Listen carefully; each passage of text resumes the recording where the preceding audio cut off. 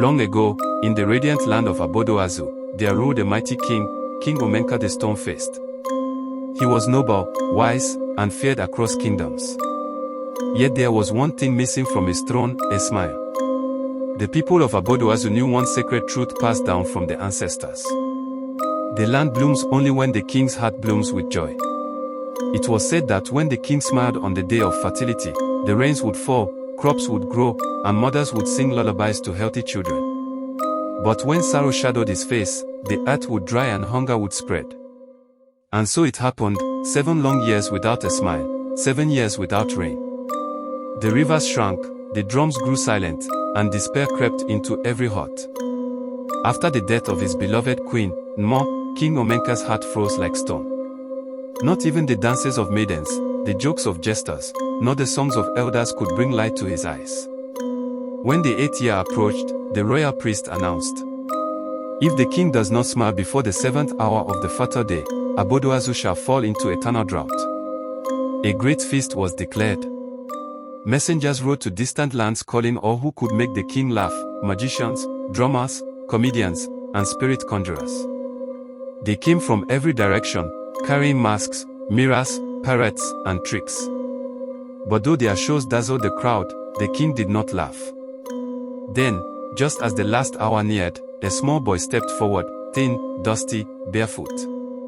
His name was Obioma, the palace orphan who swept the king's courtyard. In his hands, he held a tiny gourd wrapped with palm fronds. The guards tried to chase him away. "Move aside, foolish child," they shouted. But the old priest of the shrine lifted his staff and said, "Let him speak. The ancestors hide greatness in small things." Obioma bowed low and said, "Great king, I bring not magic from the west nor tricks from the east. I bring the laughter of my grandfather's spirit." The court murmured. The king's cold eyes rested on the boy. "Your grandfather?" he asked. The boy nodded. "Yes, my king. My grandfather was Nomadiu, the village herbalist. He was mocked in his time because he loved to mix herbs that made people laugh, even in pain. They said he was mad. But before he died, he gave me this gourd and said, 'One day, laughter will save a kingdom.'" Obioma lifted the gourd and whispered a chant.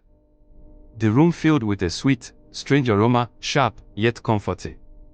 It made the air feel lighter, warmer. Then, with a mischievous grin, he began to tell his stories. He told of a goat who challenged a lion to a race. He told of a hunter who mistook his own shadow for a ghost and begged it for mercy. And then he told the story that would change everything, the story of the spirit who sneezed thunder and fattered rainbows.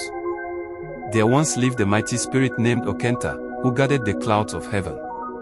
He was tall as a palm tree and round as a calabash after new wine. His job was to release thunder when the gods commanded, but there was one problem: Okenta had allergies. Yes, the poor spirit was allergic to dust, incense, and especially praise singing. Whenever the priest below sang, "Hail Okenta, the thunder maker," he would puff up his chest, sniff proudly, and then, "Ha ha." At once, lightning would shoot from his nose like hot yams from a pan. One day, the gods sent him to attend the festival of winds.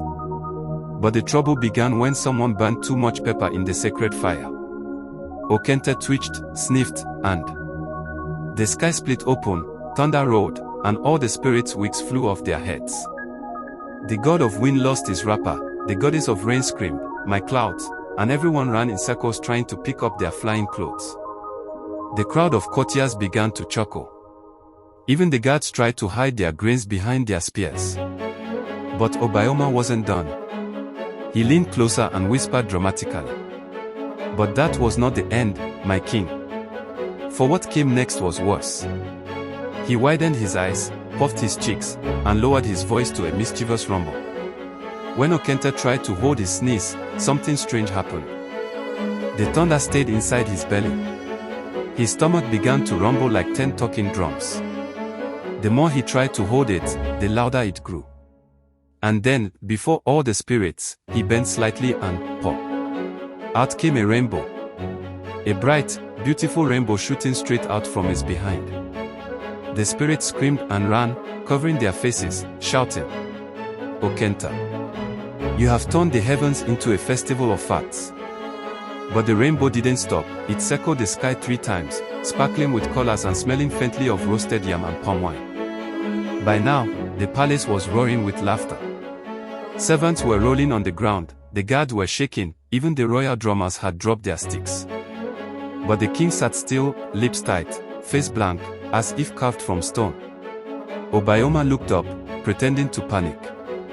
"My king," he said, still in character, "you should have seen Okenta's face." He stood there, embarrassed, and said to the gods, "Forgive me. It seems thunder comes out of both ends today." The laughter grew louder, like waves crashing against the palace walls. The boy smiled softly, knowing the moment was near. He tapped his gourd, letting out a puff of that sweet, magical aroma, the laughing potion. The scent filled the room again, warm and ticklish, almost alive. Then, suddenly, the king's face twitched. Once. Twice. And then, it happened. From deep within his chest, the king let out a small hum. Then another. Then a loud, unstoppable burst of laughter that shook his throne. Ha ha ha ha ha ha. He laughed so hard that tears rolled down his cheeks, his crown tilted sideways, and his royal robe slid off one shoulder. He laughed until he gasped for breath, crying, "By the spirits!"